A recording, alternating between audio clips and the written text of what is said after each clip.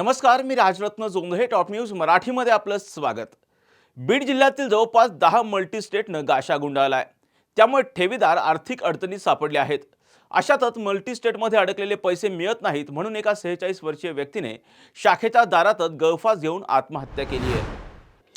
Multi-state बाहेर गळफास घेतलेले सुरेश जाधव यांनी गेवराई येथील छत्रपती मल्टीस्टेटमध्ये 2020ला मुलांच्या शिक्षणासाठी 11,50,000 रुपये मुदत ठेव ठेवली होती. परंतु मागील 1.5 वर्षात जिल्ह्यातील जवळपास 10 मल्टीस्टेटने गाशा गुंडाळलाय. ठेवी म्हणून ठेवलेले पैसे परत मिळावे यासाठी सुरेश जाधव 2 महिन्यांपासून मल्टीस्टेटचे उंबरठे झिजवत होते. यापूर्वी देखील त्यांनी विषारी औषध पिऊन आत्महत्या करण्याचा प्रयत्न केला होता आणि त्यामुळे मल्टीस्टेटने 2.5 लाख रुपये परत दिले. मात्र उर्वरित 9 लाख रुपये मिळावे यासाठी सुरेश जाधव आपल्या कुटुंबियांसमवेत वारंवार मल्टीस्टेटमध्ये जात होते. अखेर जाधव यांनी पहाटे 3 वाजण्याच्या सुमारास छत्रपती मल्टीस्टेटच्या दारासमोरच गळफास लावून आत्महत्या केली. या प्रकरणी फिर्यादी कविता सुरेश जाधव यांच्या तक्रारीवरून आरोपी संतोष उर्फ नाना बसंता भंडारी यांच्या विरोधात गुन्हा दाखल करण्यात आलाय. प्रशासनाला आणखी किती बळी घ्यायचेत असा सवाल यावेळी उपस्थित केला जातोय. मागील 1.5 वर्षाच्या कालावधीत जिल्ह्यातील जवळपास 11 मल्टीस्टेटनं गाशा गुंडाळलाय. यात प्रामुख्याने Dnyanradha multistate, Sairam multistate, Masaheb Jijau multistate, Rajasthani multistate, Maratha urban Majalgaon multistate, Matoshri multistate, Shubhkalyan multistate, Parivartan multistate, Chhatrapati multistate, Mangalnath multistate आणि गंगाभारती मल्टीस्टेट यांचा समावेश आहे. यात जवळपास शेकडो ठेवीदारांच्या 5,500 कोटी रुपयांच्या ठेवी अडकल्या आहेत.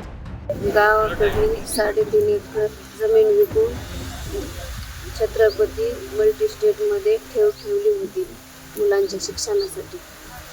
आणि मुलांना क्लासेस लावण्याच्या वेळेस आम्ही वारंवार 2 वर्षापासून मागण्यासाठी जात होतो.